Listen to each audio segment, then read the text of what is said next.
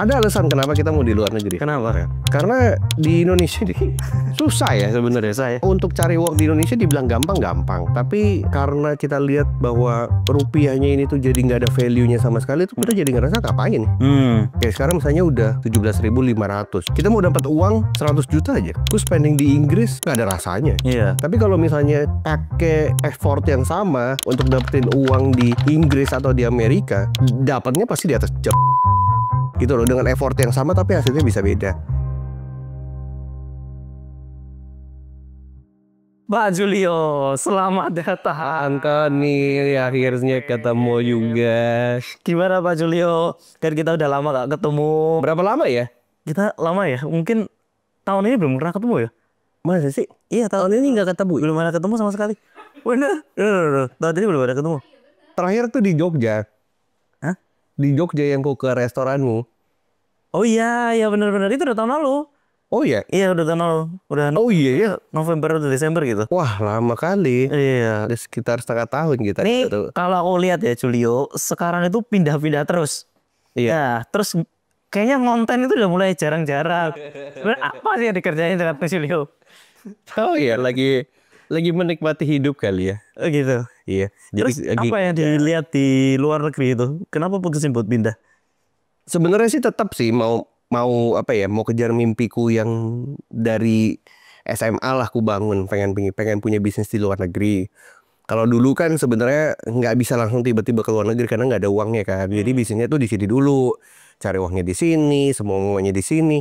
Nah sekarang udah mulai ada kesempatan, udah mulai ada amunisinya. Kebetulan juga Valen pacarku juga punya mimpi yang sama gitu loh, untuk kita benar-benar bisa apa ya, bikin sesuatu yang besar di luar negeri. Karena sebenarnya kan memang itu mimpi kita. Daripada kita cuma ngelihat pasar Indonesia, ya itulah sebabnya kita keluar. Cuma kemarin kita ke Inggris dulu. Gitulah ya, lihatnya Inggris, ke Turki, ke Amerika, ke Jepang, gitu-gitulah. Apa yang dilihat? Maksudnya itu baru menjajaki satu-satu melihat kota negara-negara di sana dan atau udah tahu ya? Sebenarnya kalau yang udah fix itu di US sudah pasti. Apa bisnis apa? Furniture. Oh, bisnis furniture. Bisnis furniture. Kalau Valen ya bisnis skincare. Memang kita tuh dua kerjaan yang berbeda aja. Cuman ya tetap pakainya di luar negeri. Oh. Ada alasan kenapa kita mau di luar negeri. Kenapa? Karena di Indonesia ini susah ya sebenarnya saya. Nah, maksudnya untuk cari uang di Indonesia dibilang gampang. Tapi karena kita lihat bahwa rupiahnya ini tuh jadi nggak ada value-nya sama sekali, tuh kita jadi ngerasa ngapain. Kayak sekarang misalnya udah 17.500. Sempat kan tuh sekarang turun lagi 16.000. Kita mau dapat uang 100 juta aja. Ku spending di Inggris nggak ada rasanya. Iya. Tapi kalau misalnya pakai effort yang sama untuk dapetin uang di Inggris atau di Amerika, dapatnya pasti jauh di atas 100 juta. Dapatnya udah miliar-miliar. Gitu loh, dengan effort yang sama tapi hasilnya bisa beda. Nah itu yang ku ngerasa bahwa ya kenapa aku nggak di luar negeri.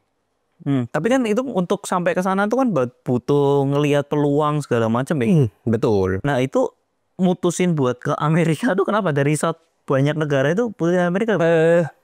Simple sebenarnya. Karena pertama, nggak tahu ya, mungkin kalau kita lihat dari culture banyak negara yang udah aku keliling sama Valen juga, saya Amerika ini cukup menarik karena masyarakat lokalnya sendiri, kalau boleh dibilang tuh mereka cukup males. Jadi mereka tuh nggak mau kerja terlalu kasar gitu loh. Kayak harus jualan, terus udah gitu nyales, marketing gitu-gitu biasa mereka nggak mau. Makanya kalau kita lihat yang sesederhana deh, nggak usah pengusaha. Orang kalau misalnya mau kerja gitu ya, jadi imigran gelap misalnya, pasti yang diincar tuh Amerika. Nggak mungkin negara lain. Karena buat mereka, jadi waiter saja, itu gaji bisa 7.000, 8.000. Bahkan kita punya temen lah ya, nanti aku cerita off cam. Dia baru pindah aja, baru kerja 5 bulan gaji 8.000. Buset. $8.000 loh, itu kan kurang lebih 100 juta. 100 jutaan. Orang bilang living costnya mahal. Living cost ditanggung bos ya. Makan ditanggung bos ya. Transport ditanggung bos ya. Jadi 8.000 itu bersih. Oke. Nah baru abis itu dia proses ke yang legal. Jadi bisa tuh sebenarnya ngambil asylum. Jadi kayak visa perlindungan lah dan lain sebagainya. Itu kan udah biasanya apa orang-orang Indonesia di sana tuh begitu. Tapi intinya yang mereka kejar tuh adalah kehidupan yang lebih baik dengan penghasilan dengan kerja yang sama seperti Indonesia, tapi hasilnya bisa berkali-kali lipat lebih jauh, apalagi bisnis. Nah itu yang akhirnya aku ngerasa kayak ya udahlah di luar negeri aja. Tapi Jul, kamu kan ini posisinya bukan orang yang nggak punya pada saat kamu mutusin untuk pindah ke Amerika gitu loh. Udah nyaman nih sebenarnya. Aman loh, udah settle, terus pekerjaan udah jalan, apa yang dilakuin udah jalan. Masa buat apa bakar kapal sampai harus pindah ke tempat baru, ngulang lagi dari apa? Itu sih sebenarnya. Gue juga masih walau kita berdua kayak mikir sudah enak sih di Indonesia sih, buat udah ada. Jangankan gitu, sebelum berangkat ke tempat ini ya. Tadi Valen bilang enak ya tinggal di Indonesia ini tuh kayak princess sebenarnya. Iya memang kan. Mbak punya. Iya.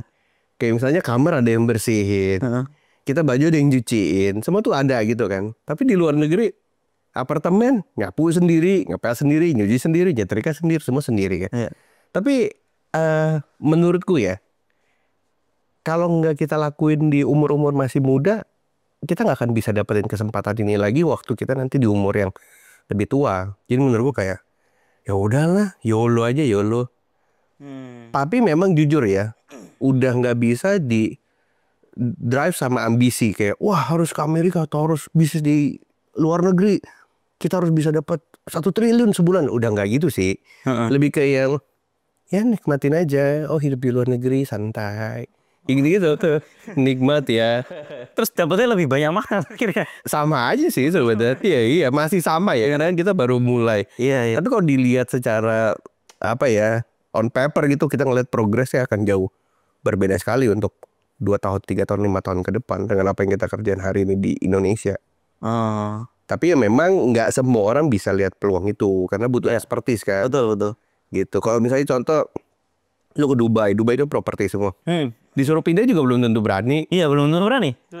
Apalagi udah ngorbanin apa yang udah punya. Nah itu sebenarnya kupikir kayak mungkin pilihan hidup kali ya. Mungkin kita milih untuk ya lompat aja. Tapi udah tidak jujur ya, udah nggak seambisi dan nggak semotivasi dulu. Iya aku juga ngerasa kayak gitu loh. Iya. Justru waktu pertama kali aku ketemu kamu ya Juli, waktu aku nge-DM terus kontak kamu, aku tuh ngerasa kayak gila ini ambisinya gede banget, bener-bener orangnya gede. Nah kenapa semenjak sama Valen kayak ikan keturun? Enggak dia mungkin lebih ke apa ya, banyak hal yang mungkin kita lewatin ya. Kayak tahun lalu aku ketipu puluhan miliar, ya ada yang tahu juga kan. Maksudnya ya hal-hal seperti itu kan membentuk karakter seseorang. Jadi akhirnya aku ngerasa kayak kadang-kadang kita berdua kalau di luar negeri apa sih yang dikejar dalam hidup? Kayak gitu tau gak? Sampai segitunya loh. Kayak orang sibuk, kita lihat teman-teman di Indonesia, si Antoni nih kesana kemari belajar baca buku sampai cari kafe jam 2 pagi gitu kan. Apa sih yang dikejar dalam saya jam 10 malam udah nongkrong nonton TV, Netflix kan. Gitu loh aja. Emang gue udah gak ambisius dulu jujur ya. Iya. Lebih ke apa ya, mau menikmati apa yang hari ini kita punya aja, yang hari ini kita bisa nikmati. Takut nggak bisa nikmatin sebenarnya, takut lupa. Iya. Nah ketika di luar negeri pertama kali itu mulainya udah tahu dulu mau ngapain atau kesana dulu? Udah tahu. Udah tahu. Kita tuh nggak bondo nekat lah kalau orang Jawa bilang, nggak kayak wah gila-gila langsung pindah ke luar negeri terus kita nyari kayak apa ya, enggak. Memang udah ada beberapa list kayak kita bakalan ngelakuin ini dan lain sebagainya. Kayak contoh kemarin kita di Inggris kita udah prediksi kita akan langsung jualan retail, bawa berapa kontainer dari Indonesia untuk jual furniture di sana. Ternyata waktu kita nyampe sana agak sedikit meleset pertimbangan yang ku udah buat di Indonesia. Kupikir Inggris tuh sama kayak Amerika, tipikal orangnya gitu loh. Kayak misalnya mereka impulsif, mereka gonta-ganti furniture secepat itu dan lain sebagainya.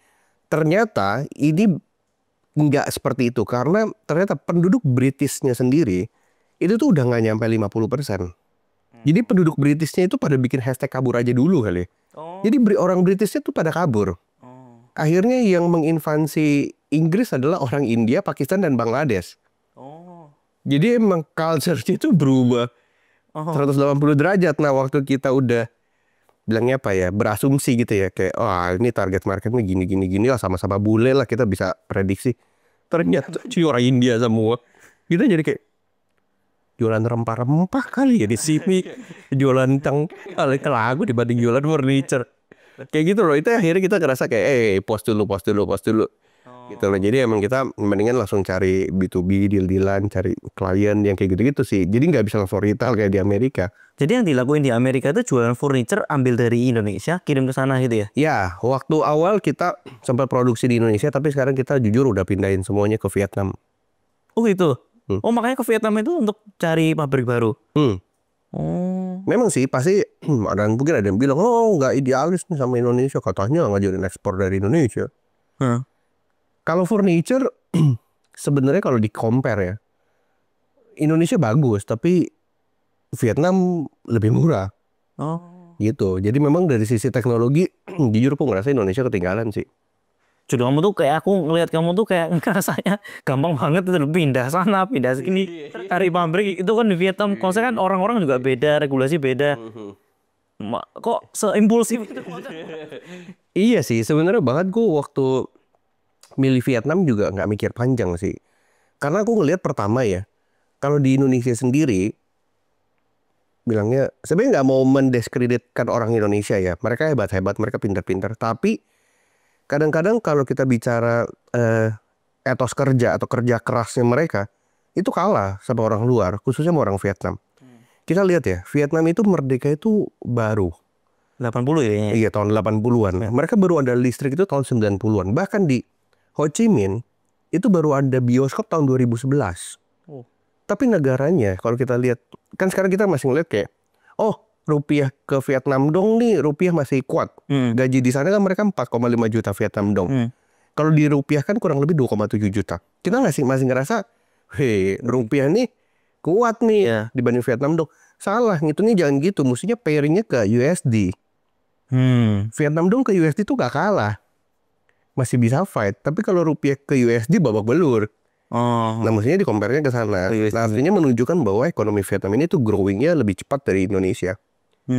Kenapa? Karena aku udah tebak bahwa ini tuh salah satu strategi politiknya China yang dimana mereka ngebuat Vietnam jadi negaranya dia. Jadi negaranya dia, jadi adik angkat. Semua lawan politiknya Cina yang nggak bisa masukin barangnya lewat Cina pasti dia akan buangnya semua lewat Vietnam.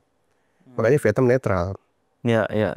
Gitu. Nah, waktu ku ngelihat kemarin Trump naikin tarif impor Vietnam, aku udah bilang ke Valen, kita ngobrol berdua. Kita baru pindahin pabrik ke Vietnam. Kalau ini impor tarif dikenain ke Amerika, oh ini si Trump sih parah nih.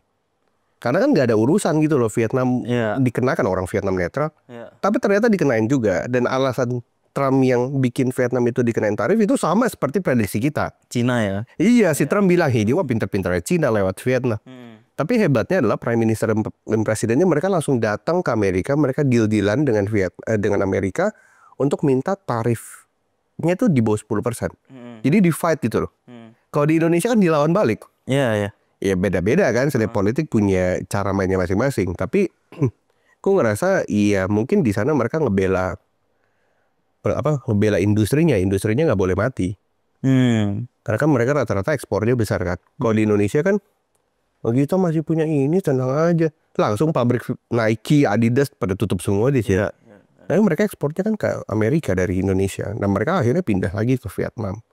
Gitu-gitulah, makanya aku ngerasa ya udahlah, aku coba produksi di situ. Nah aku jualnya sekarang di Amerika.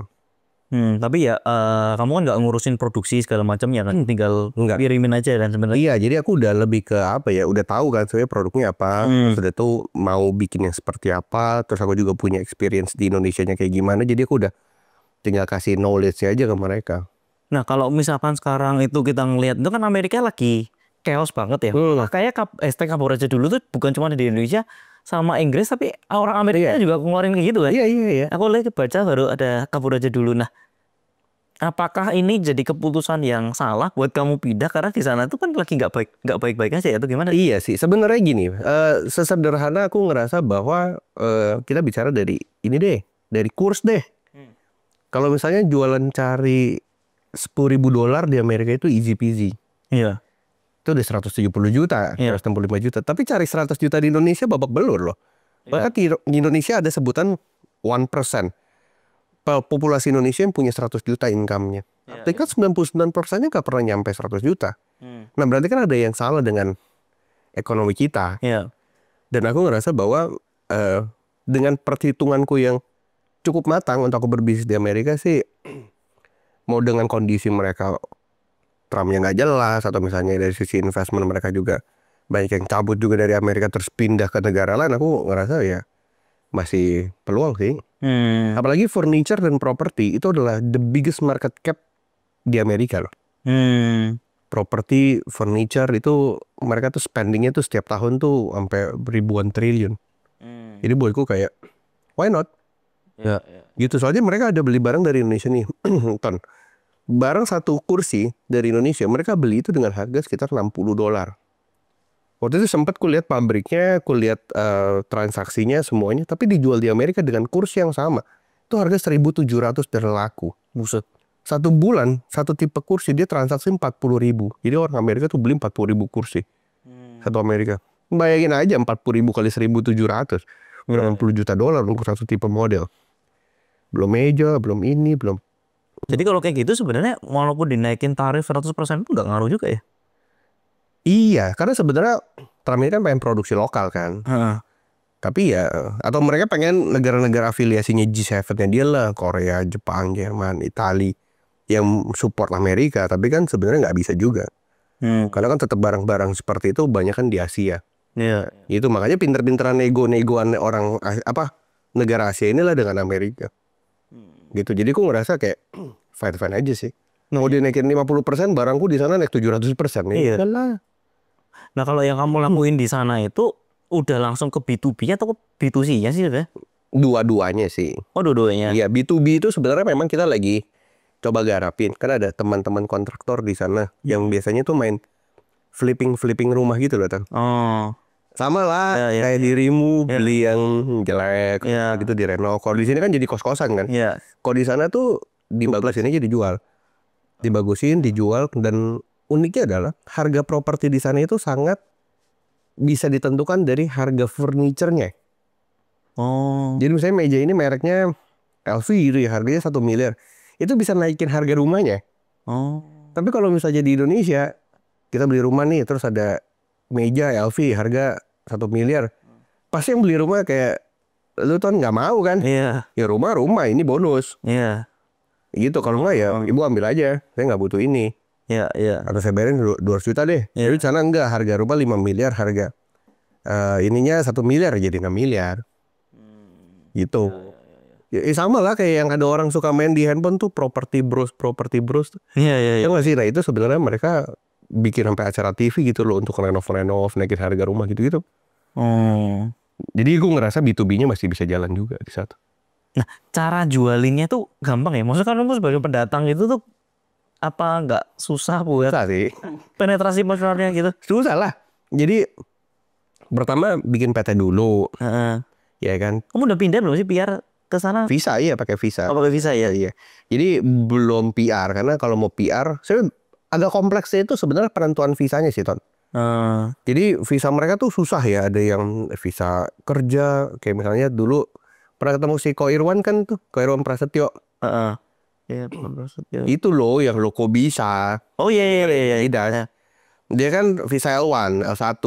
Jadi disponsorin sama kantornya. Kalau dia udah nggak kerja, dia cuma boleh kurang lebih berapa ya? 1,5 bulan di Amerika, habis itu harus keluar dari Amerika. Ada lagi J1, visa apa sih itu? J1 visa kerja juga. Terus F1 student, terus ada visa O1, visa scientist. Kayak gitu lah banyak visa. Waktu itu apa sih kalau E1 EB1, EB5, jadi visa investment, jadi banyak macamnya gitu loh, Ton. Nah untuk kita masuk ke sana ya harus memenuhi kriteria itu, baru bikin perusahaannya, baru bikin perpajakannya, ya bikin juga NPWP-nya di sana, baru settle semuanya, baru jualan.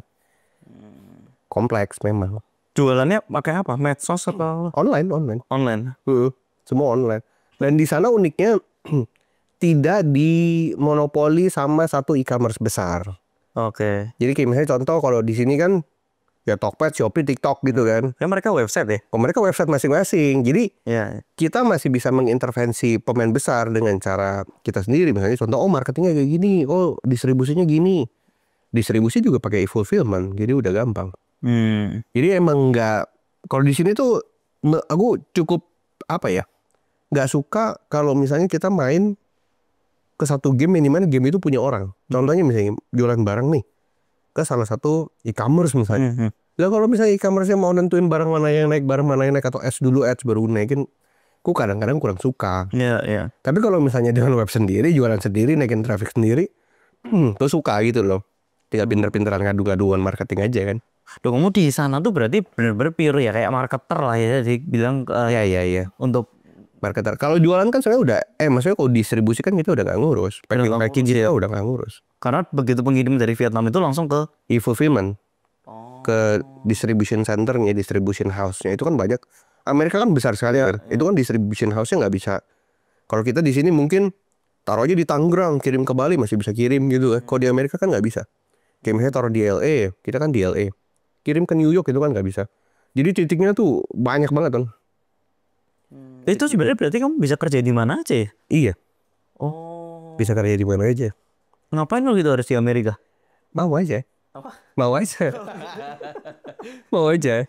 Dan sebenarnya di luar itu ya, di luar pekerjaan itu sebenarnya jujur ya, kalau ditanya kenapa aku sekarang santai, nggak yang ngoyo harus Iya, iya. gini gitu. Sebenarnya aku belajar banget sih tentang dunia teknologi karena aku suka kan dari 2015, tapi sejak 2022 aku udah mulai ngedalemin gitu loh.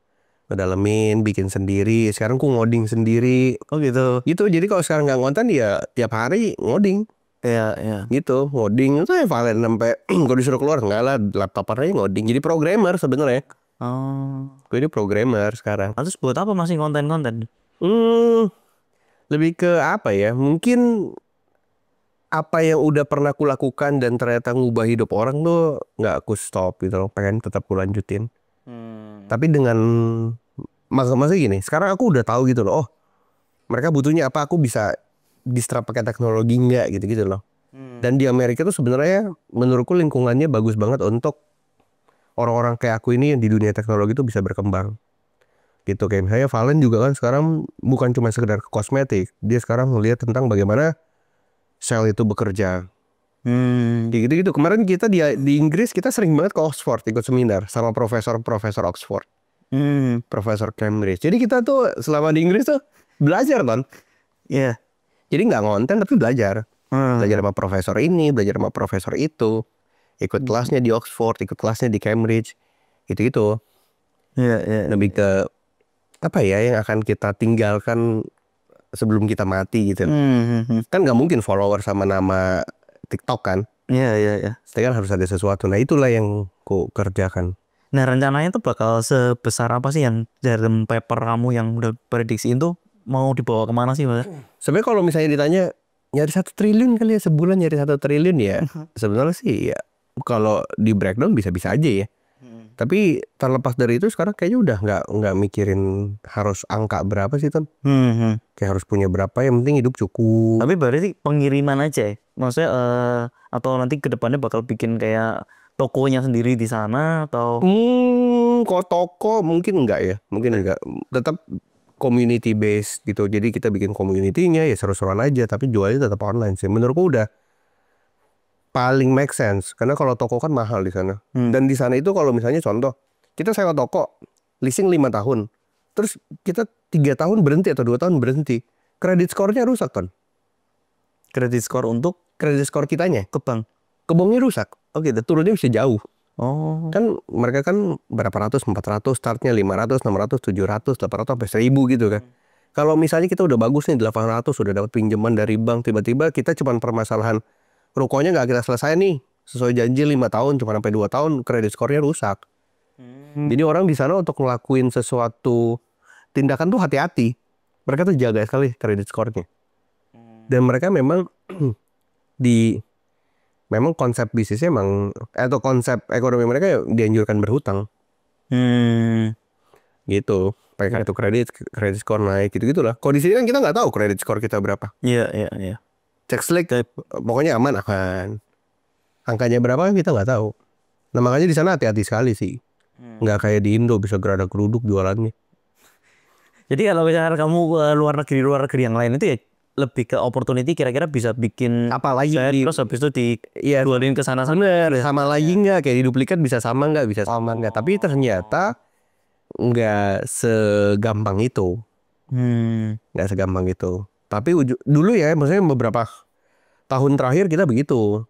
Tapi ya sekarang enggak lah, kita kalau keluar negeri pengennya jalan-jalan aja. Padahal itu bisnisnya dari Amerika aja.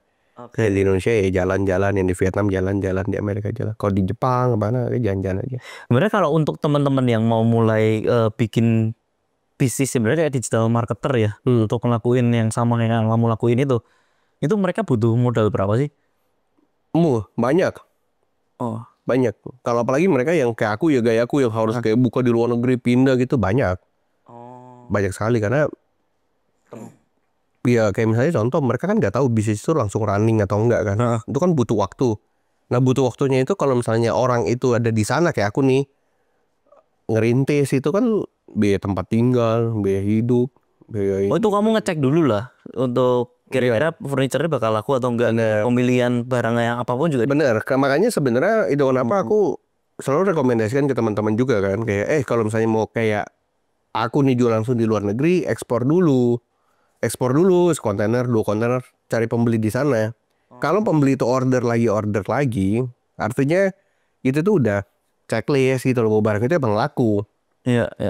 Nggak tiba-tiba langsung jual barang ke sana terus kayak dar-der-dor gitu, enggak. Berapa kira-kira yang dibutuh dikeluarin? Kalau misalnya contoh di sana tergantung ya, kalau misalnya ada orang cuma riset market ya mungkin berapa ratus juta, mereka harus tiket pesawat, tempat makan, tempat tinggal, ke sana kemari. Tapi kalau misalnya kayak kita yang udah dedicated akan di Amerika, tinggal lama di sana ya miliaran kali ya. Miliaran, lebih dari miliaran. Iya, Setahun lah. tahun. Setahun ya. Itu juga ngirit-ngirit ya. Tapi di luar produksi ya, produksi kan kita beda lagi, kita hitung cost yang terpisah. Kalau production cost itu untuk kayak sekedar hidup ya, hidup, terus tinggal, beli mobil, makan, apartemen. Tergantung mobil apa kan. Iya, kalau mobilnya misalnya Ferrari, mahal. Rolls Royce sih mahal. Tergantung. Mau naik Uber juga mahal sebenarnya sih, atau misalnya naik transport, public transport. Tapi sebenarnya kan nggak perlu itu ya, nggak perlu sampai pindah lah sebenarnya, karena memang keinginan sendiri aja. Iya, itu keinginan sendiri aja sih. Kayak dalam hidup kayaknya harus ada satu hal yang seru gitu loh. Dan ternyata kita pindah-pindah gitu, kok mau Valen pindah-pindah gitu seru. Seru ya. Iya. Mungkin langka sih menurut kayak kamu. Iya. Orang kita suka bilang ya, maksudnya aku sama Valen kadang suka ngobrol kalau lihat teman-teman gitu. Ih, mereka kaya, lebih kaya dari kita, uang banyak kayak Anthony gitu. Amin. Tapi mungkin belum tentu bisa menikmati hidup yang kita hidupi loh. Iya benar. Nih ya, di Inggris nih ya, keseharianku ya tahun sama Valen ya. Bangun jam berapa kita? Jam 10. Bangun jam 10 tahun. Dulu padahal katanya jam 6 suruh. Tahu di Inggris itu karena dingin ya, karena winter. Bangun jam 10. Terus kita jam 11 masak. Udah belanja malam masak. Sampai jam 12 makan siang. Makan siang sambil nonton How I Met Your Mother tuh. Di Disney tuh makan. Kok gak Netflix. Kelar, cuci piring, masukin di dishwasher. Terus udah gitu paling ngepel-ngepel, vakum, tidur lagi. Tidur lagi ya. Tidur lagi, bangun jam 4, jam 5 masih terang kan. Ke City Center, makan es krim, beli coklat, jalan-jalan, pulang, kerja-kerja bentar, tidur lagi tuh. Kok nggak main PS. Itu hampir setiap hari loh. Kalau udah Sabtu nih, udah Jumat nih, kita ke kampung-kampung kecil yuk di Inggris yuk. Bawa aja mobil. Kadang-kadang nggak pakai Google Map ton. Jalan aja, ke kiri ke kanan, kanan, ke kiri ke kanan, kiri. Udah itu lihat tempat, stay di situ semalam 2 malam. Depannya kuda, kiri domba, gitu-gitu. Jadi emang kayak ya menikmati aja. Jadi slow living banget ya. Kok bisa? Kan kita males ya ke Bali karena Bali itu slow living kan. Iya. Ternyata di sana slow, super slowly. Jadi kayak iya. Terus kita jadi nggak ngikutin apapun yang ada di Indonesia loh. Iya iya iya. Iya. Mau apa yang rame di sini, lagi ribut-ribut drama apa gitu udah gak ngikut itu. Enggak. Jadi Heeh. kayak bener-bener kayak live to the fullest tuh, kayak event tuh. Iya iya. Itu live to the fullest kayak bener-bener kayak ini hidup. Awalnya pertama bosan. Kita Oh pikir iya. kayak harus pulang nih ke Indonesia atau kita kerja apa gitu loh. Tapi lama-lama enggak seru yang kayak gini. Jadi akhirnya hidup tuh yang penting cukup. Iya iya. Iya. Gitu. Kalau misalnya Timothy kan kayak wah harus pokoknya gue mau jadi orang itu kan pilihan hidup. Iya iya. Tapi kalau aku sama Valen ya memilih hidup yang seperti ini aja. Santai ya. Iya. Apa yang tiba-tiba ngerubah gitu? Mungkin beberapa tahun, maksudnya setiap tahun tuh ada masalah dan tahun lalu juga ada masalah lumayan besar. Yang ketipu itu, Bu. Iya, yang ketipu itu. Terus udah gitu kayak wah itu merubah banyak paradigmaku lah tentang banyak hal gitu loh. Kayak uang dicari banyak, orang mencoba untuk ngambil dalam waktu sedetik Heeh. gitu loh. Ya kita juga ya balik lagi ya, maksudnya sebenarnya setiap orang kan punya kelemahan. Ya mungkin kelemahanku di titik itu hilang di situ ya sudah. Jadi sebuah pembelajaran, tapi mungkin gara-gara kejadian itu lah ya jadi lebih apa ya? Lebih jadi nggak mau terlalu ngejar apa-apa lagi sih. Itu kalau kan ini semua kan pasti ada judgement lah, Jul. Maksudnya kayak kelihat, oh judi kok pindah, ngapain sih pindah? Iya. Ngapain sih sampai apa ya dikorbanin semuanya, terus dari orang tua gitu ada ngomong gitu, kenapa harus sampai pindah gitu? Loh, mamaku aja nggak tahu loh, aku pergi ke Inggris lah. Mamaku balik dari Turki aja dia nggak tahu. Kayak, ya aku cuman kayak udah di Inggris nih jalan, terus dia nanya di mana? Inggris. Kapan pulang? Lama di sini. Jadi coba kayak gitu, mereka udah tahu lah kalau aku emang anaknya tuh suka gitu. Rebel banget. Iya. Rebel dan random. Kayak kemarin ke Hong Kong. Makan yuk ke sambal bakar tuh, apa bakarnya si Ben Richard. Di Hong Kong. Kayak gitu, jadi kayak gak ada informasi, gak ada apa. Oh. Tapi masih tetap chat-chatan, cuman gak aku kayak mau pergi ke sini ya gak sih. Kalau Valen gitu, dan ya gitu. Kalau aku nggak berangkat aja, pulang aja. Terus yang ngurus bisnis kemarin siapa tuh? Kau udah ada tim, Oh, dikontrol dari luar semua. kontrol dari luar semua. Dan ternyata bisa loh. Oh iya. Karena ada orang yang takut meninggalkan bisnis, takut bisnisnya tuh berantakan. Ternyata Enggak, oh, semua berjalan baik, bahkan sangat baik. dengan online. Iya, mungkin tergantung manajemen orang kali ya. Iya iya iya. Kalau memang punya timnya oke, terus bisa dimanage dengan baik, mau dimanapun jalan. Meskipun nggak bener-bener pure 100% autopilot ya, yang kayak oh udah santai aja jalan sendiri, nggak juga. Cuman bisa lah ditinggal gitu. Kita di Amerika lama loh, nanti akan tinggal di Amerika lama. Itu selamanya bakal pindah situ. Kalau Trump mengizinkan ya, Tuhan mengizin. Nggak tahu sih, pengen sih iseng-iseng kayak beli golden tiketnya, kan dia punya golden visa. Iya iya iya. Dia bikin sendiri, dia beli sendiri tuh. Kan Trump yang bikin kan, Iya. ada muka dianya kan. Terus dia bilang, wah saya nih orang nomor 1. Ya sudah kan dia yang beli. Dia ada ininya juga, ada narsisnya juga. Tapi NPD juga dia. tapi aku ngerasa kayak pengen Pindah ke sana ya. ya jadi jadi green card dulu lah, jadi PR dulu. Gitu. Dan nanti kita kalau misalnya nongkrong tuh Vegas tuh. Iya iya iya iya iya. Ya kan, daripada di Singapura bosan lah Vegas. Iya iya, tapi ya nggak segampang itu loh orang buat mutusin pindah segala macam ya. Iya. Ya. Kalau dibilang deg-degan, nggak deg-degan juga sih. Iya udah benar ya. Enggak. Ada perasaan pengen lagi pindah lagi ke Indo. Tinggal di Indo mau tetap, tapi cari duitnya nggak di sini. Oh tapi tetap bisnisnya di sana. Makanya nggak pengen jadi citizen juga, ribet kok jadi citizen kan. Sebenarnya untuk jadi citizen sih nggak susah, karena kan kalau misalnya kita ambil misalnya kayak EB5 ya kalau nggak salah, investment visa yang dimana kita mau jadi ke green card gitu ya dalam waktu 1 tahun 2 tahun. Sebenarnya cuma tinggal taruh uang deposit di situ $1 juta atau sampai 2 juta, terus mempekerjakan 15 orang lokal. Oh. Gitu, terus selama 2 tahun, habis itu naik ke green card, dari green card tinggal di apply lagi ke situ aja waktu 2 tahun. Jadi 4 tahun 5 tahun sebenarnya bisa dapat. Cuman kita nggak mau. masih tetap mau tinggal di sini. Jul, itu berarti tuh kamu sekarang kalau misalkan bisnis di sana ya, itu kan harus convert rupiah ke dolar juga kan berarti ya? Itu babak belur sebenarnya. Oh. Itu babak belur Ton. Kayak contoh lah ya. Ini yang aku suka ngomong sama kalian. Kita ngeliat misalnya sekarang instrumen-instrumen investasi kan banyak. Salah satunya Bitcoin deh. Ya mungkin tadi kan juga Antoni udah tahu lah tentang Bitcoin harus gini naiknya sekian, naiknya sekian. Tapi sebenarnya banyak orang Indonesia yang mereka tuh lupa bahwa mereka tuh harus pairingannya tuh sama USDT. Iya.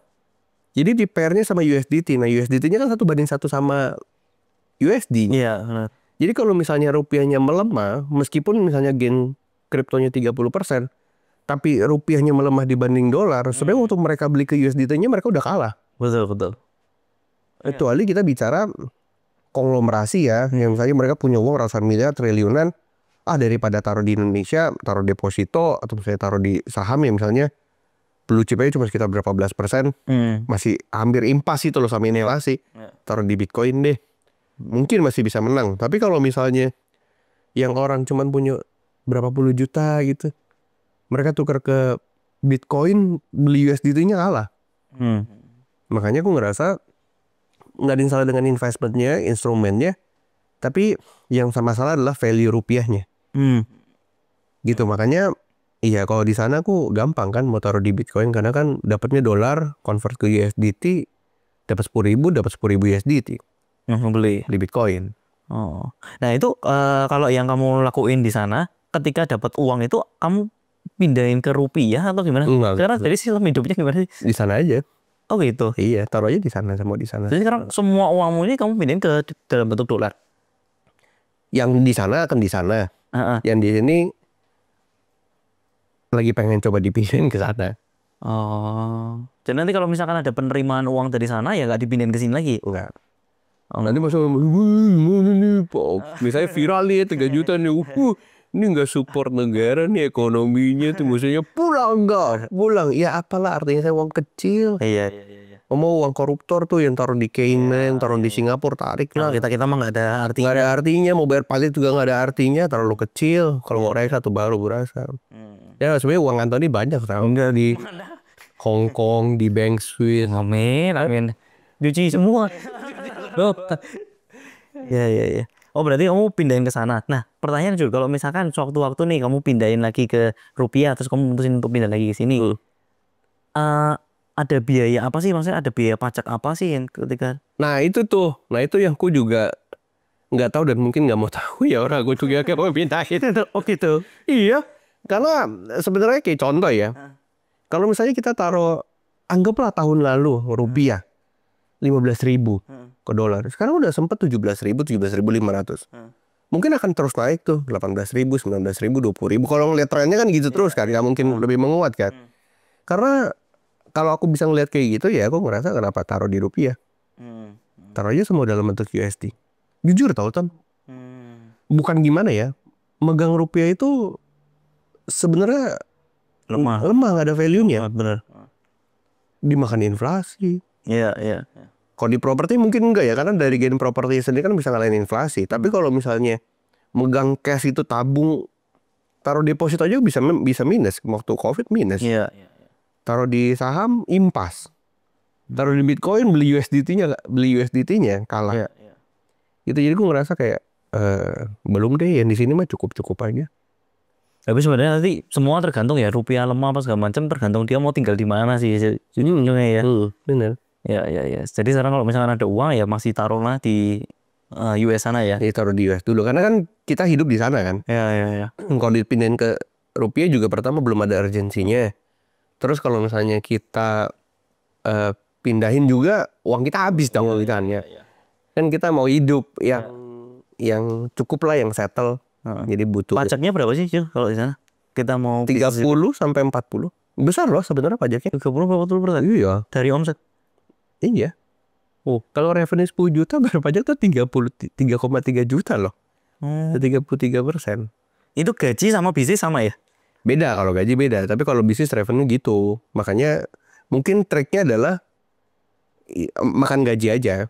Tapi semua sama lah kayak di Indonesia. Bikin PT gitu ya? Iya, ownernya makan gaji, PT-nya yang keluarin expense bisnis kan. Oh. Dan nanti habis itu ambil loan lagi semuanya kayak gitu lah. Sama Kamu bisa ambil loan di sana? belum Kan? belum. Karena kredit skornya kan mesti di build. Nggak bisa tahu kayak di sini bisa tiba-tiba boom gitu. Di sana kan build kredit skor. Tapi ngambil loan di sini bisa untuk masukin ke sana. Bisa aja ya sebenarnya ya. Bisa aja. Cuma kan kalau ngambil loan ditanya mau ngapain? Mau beli USD kan aneh kan ya. Iya. Tapi kalau di sana lebih apa ya? Mungkin lebih ke strukturnya mungkin beda ya. Kalau di sana kan kayak orang tuh ngejaga banget kredit skornya gitu loh. Nggak mau mereka kredit skornya rusak. Karena ada ya contoh yang tadi ku bilang orang Indonesia buka restoran di sana. Terus udah gitu ternyata ada orang yang nggak suka dengan orang ini. Karena orang ini cukup maju. Di rating jelek di Google sampai bintang 1 bintang 1. Orang jadi nggak mau makan restorannya jadi nggak bisa bayar rentnya. Akhirnya dia bilangnya apa ya? Bukan prestasi, kredit skornya rusak jadi nggak bisa ngambil pinjaman. Gitu jadi susah gitu loh ngejaga bisnis tuh nggak cuma sekedar kayak oh yang penting aman semuanya, enggak. Banyak hal gitu yang bisa ngegoyang kredit skor dan itu jadi kayak nyawanya orang Amerika gitu loh. Iya. Kalau di sini kan kita nggak peduli, pinjolnya pinjol. Kredit skor gimana juga kita nggak peduli. Iya. Itu beda lah, memang beda sekali dari sisi ekonominya, dari sisi ekosistem bisnisnya beda. Bukan berarti di sini jelek ya, di sini tuh bagus sekali. Yang bisa manfaatin potensi Indonesia ya menang dalam hal apapun. Nggak cuma komoditas ya, mungkin orang-orangnya, mungkin ekonominya gitu. Cuman kalau aku nggak ke situ gitu loh, kayak mau coba lagi ya yang baru. Dulu tuh kalau aku ketemu sama kamu pertama kali ya, itu kan kamu punya insight ide-ide itu bagus banget tuh. Maksudnya kayak gimana cara nge-build si community yang kamu buat itu, mulai dari cari pabriknya, fundingnya, sampai itu kamu bikin satu ekosistem ya. Tapi ini berubah jauh ya, jadi bisnis modelnya ya. Jalan loh, itu maksudnya dengan apa yang ku ceritakan itu jalan. Tapi kalau sekarang dilanjutin kayaknya enggak. Gitu. Karena jujur ya, sebenarnya kan aku banyak refleksi diri. Meditasi kayak Anthony kan. Kayaknya aku juga mau, bukan selfish ya, tapi kan maksudnya aku sendiri kan punya mimpi yang belum aku achieve. Yaitu adalah di luar negeri ini. Goalsnya kamu tuh Iya, luar negeri. Makanya kalau aku pindah ke luar negeri sempat mau maintain ini ternyata nggak bisa karena harus aku banget gitu loh ya kayak. Iya. Mau disuruh tim juga ternyata dia nggak tahu gitu loh, nggak bisa, maksudnya nggak nyampe apa yang aku mau. Makanya akhirnya aku memang sih kesannya mengorbankan komunitas ini. Iya, sayang banget itu. Sayang banget kan mengorbankan ini semua, tapi kalau aku ke situ aku ngorbanin masa depanku juga kan, mimpiku. Iya. Itu kan sebenarnya akhirnya jadi dilema.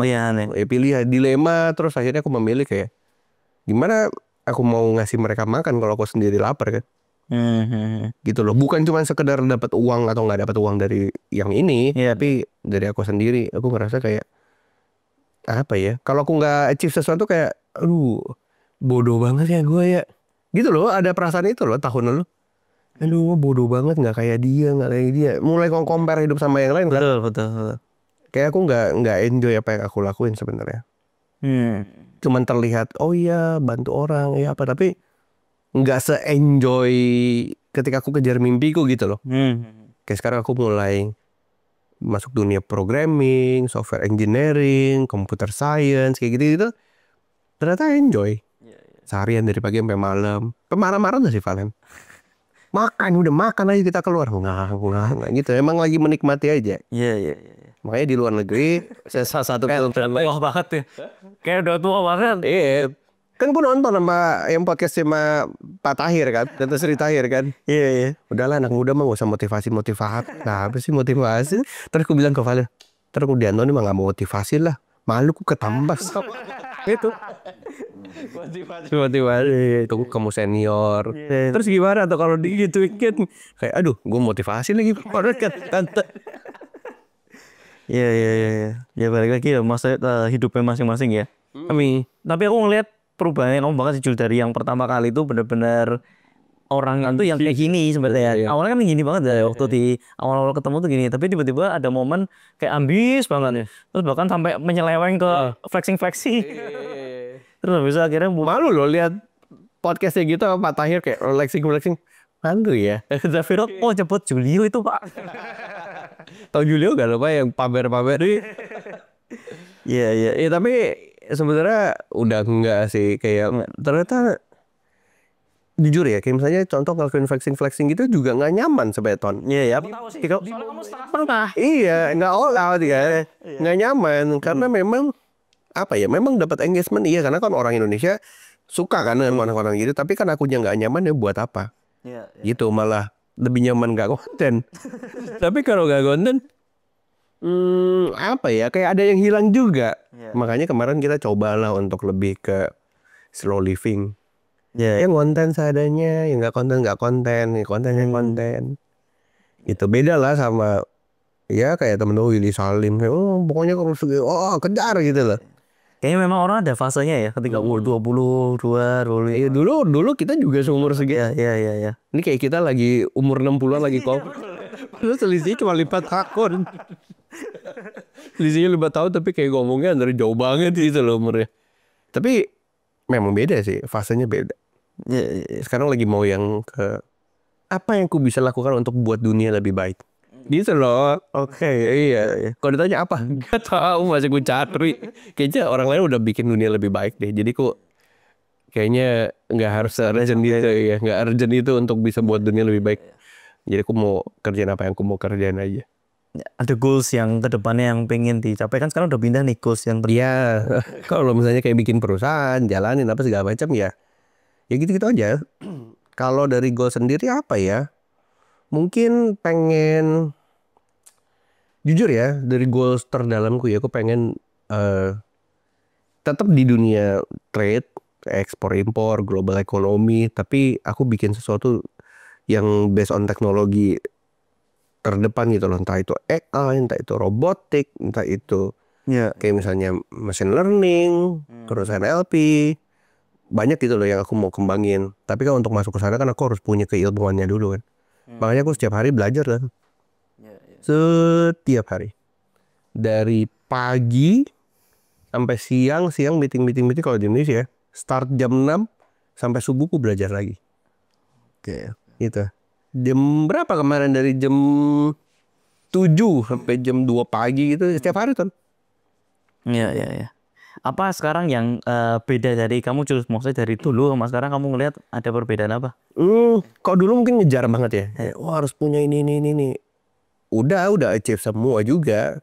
Udah dapat juga, hilang juga, dapat lagi, hilang lagi gitu loh. Terus pikir, terus ngapain? Dapat hilang, dapat makin banyak. Kan katanya makin banyak uang makin bisa bantu orang kan. Ternyata bantu orang nggak harus banyak uang. Nggak harus. Bikin konten yang bermanfaat aja udah bisa bantu jutaan orang kok, untuk mereka punya paradigma yang lebih baik, mereka punya pemikiran yang lebih baik. Itu aja udah ngebantu orang gitu loh. Dan kalau dari yang sekarang sih, maksudnya kalau aku yang sekarang ya, lebih ke mau apa ya, menikmati aja sih, menikmati apa yang aku bisa nikmati, jalanin aja ya di depan gitu kan. Iya. Santai. Tahu ya, ketemu sama Valen dan ternyata punya pasangan yang sejenis ya, frekuensi ya. Dia kan introvert banget kan. Sekarang aku jadi cukup introvert loh sebenarnya. Jadi dari yang extrovert banget jadi bisa kayak cukup introvert, jadi kayak mau sendiri di kamar ngerjain apa sendiri gitu. Jadi mau nerd aja, jadi mau nerd. Terlama-lama aku bikin gini nih, kacamatanya bulat nih. Iya. Terakhir Cul, buat teman-teman kira-kira disarankan gak sih untuk ekspor? Apakah mulai ekspor dulu atau ngelihat dunia gimana sih? Iya. Sebenarnya mungkin sekarang dunia kan berubahnya cepat ya. Cepatnya itu cepat banget gitu loh, kayak berubah lagi. Kalau diikutin juga nggak ada habisnya. Tapi kalau menurutku ya, apa yang di depan mata dikerjain aja sekuat tenaga. Misalnya contoh kayak Anthony dengan teman-teman komunitasnya, mungkin memang di depannya dia ada properti, ada capital, ya akhirnya investasi di properti kayak gitu loh. Tapi nggak orang harus pindah ke situ juga kan, atau dari properti pindah juga ke ekspor juga kan, nggak harus gitu. Setiap orang memang punya strengthnya masing-masing. Kayak ada tuh kemarin salah satu anak komunitasnya dari Papua yang dia datang jauh-jauh Ada kan yang kemarin Oh iya iya iya iya. Iya kan? Heeh. Terus kayak wih keren juga dari Papua ternyata. Oh, iya, Pas ku pencet, oh ternyata dia juga follow aku gitu loh. Iya iya iya. Karena mungkin pas ku lihat IG-nya, oh ternyata memang dia tinggalnya di Papua kan, entah Papua Kota, Papua Pegunungan. Jadi aku ngerasa mungkin dia ngeliat bahwa oh properti bagus di Papua Kota, tapi nanti di Papua Pegunung dia pengen bikin sesuatu untuk masyarakatnya lewat komoditas ekspor misalnya. Jadi nggak harus kita tuh ngeliat ke kiri ke kanan sih. Apa aja di depan mata dikerjain sekuat tenaga. Hari ini aku juga nggak yang melulu harus apa ya ekspor nggak juga. Gitu. Kalau misalnya di depan mataku sekarang ada teknologi yang aku lagi kuasai, ya aku mau ngerjain itu. Tapi untuk membantu bisnis ekspor lebih mudah gitu-gitulah. Jadi ya nggak harus nggak harus ngadu sama kiri kanan. Stres tau tuh. Iya iya. Stres. Makanya aku pindah ke luar negeri juga gara-gara kalau lihat, wih kok si ini bisa ini, si itu bisa ini. Antoni propertinya udah 300, Oni asetnya udah di mana-mana. Kayak duh gue gak punya aset satu juga gak punya gimana lah, bisa tinggal beli sih. kayak kita jadi kayak Beli PT, karena aset. stres. Antoni aset banyak gue gak punya sama sekali. Udah aku keluar gue aja. Thank you Joy. Gitu. Thank you. Terima kasih juga untuk undangannya. Sukses terus di Amerika. Ya nanti kita seru-seruan di sana ya. Oke. Thank you Mas Jul. Thank you. Terima kasih, bye bye.